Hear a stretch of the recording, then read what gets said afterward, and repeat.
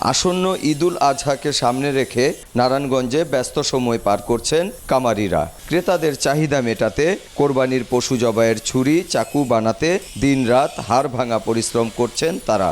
নগরীর কয়েকটি কামারের কারখানা ঘুরে দেখা যায় পুরনো ছুরি চাকু ও চাপাতি ধার দেওয়ার পাশাপাশি নতুন বিভিন্ন আকৃতির ছুরি চাকু ও চাপাতি তৈরি করা হচ্ছে। জ্যৈষ্ঠের তীব্র গরমে তপ্ত আগুনের পাশে বসে এ কাজ করছেন কামাররা। পশুর চামড়া ছাড়ানোর পুরনো এক একটি চাকু ধার দিতে নিচ্ছেন 50 টাকা, বটি ধার দিতে নিচ্ছেন 150 থেকে 200 টাকা এবং চাপাতি ধার দিতে নিচ্ছেন 200 টাকা। চামড়া ছাড়ানোর নতুন চাকু বিক্রি করছেন 250 থেকে 300 টাকা করে। তবে নতুন চাপাতি বানাতে কেজি প্রতি 1200 টাকা খরচ নিচ্ছেন। দেখা গেছে আগে গেছে বছরে 150-200 টাকা চাপাটি পানি দিচ্ছে, এইবারও 150 টাকাই পানি দিতে আছে। কিন্তু মালের দাম যেভাবে বাড়ছে, কারিগরের খরচ, দোকান ভাড়া সব কিছু বাড়ছে, কিন্তু কাজের মূল্যটা বাড়ে নাই। ইনশাল্লাহ আমরা এই কাজ যে কাজ করতেছি ভালো কাজের চাবই আছে, মোটামুটি আমরা চইলা বিরা খাইতেছি।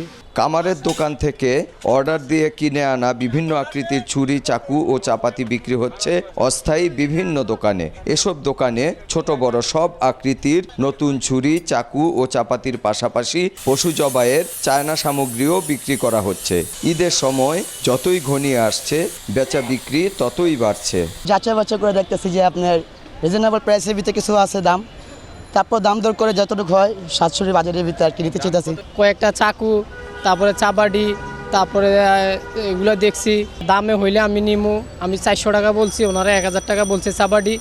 দোকানগুলোতে নতুন চামড়া ছাড়ানোর এক একটি চাকু 50 টাকা, জবাই করার বড় ছুরি 450 থেকে 500 টাকায় এবং চাপাতি 700 থেকে 800 টাকা মূল্যে বিক্রি করা হচ্ছে।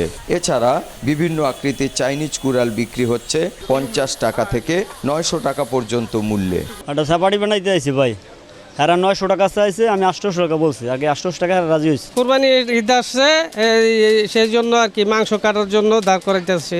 গতবারের তুলনায় এবার আগের মতনই আছে দাম নিয়ে অভিযোগও রয়েছে ক্রেতাদের। তবে বিক্রেতারা বলছেন এবছর লোহা, স্টিল ও দস্তা সহ অন্যান্য কাঁচামালের দাম বেড়ে যাওয়ায় পশু জবাইয়ের সামগ্রীগুলো বেশি দাম দিয়ে কিনতে হচ্ছে তাদের। ফলে খরচ পুষিয়ে নিতে সে অনুযায়ী মূল্যে বিক্রি করতে হচ্ছে।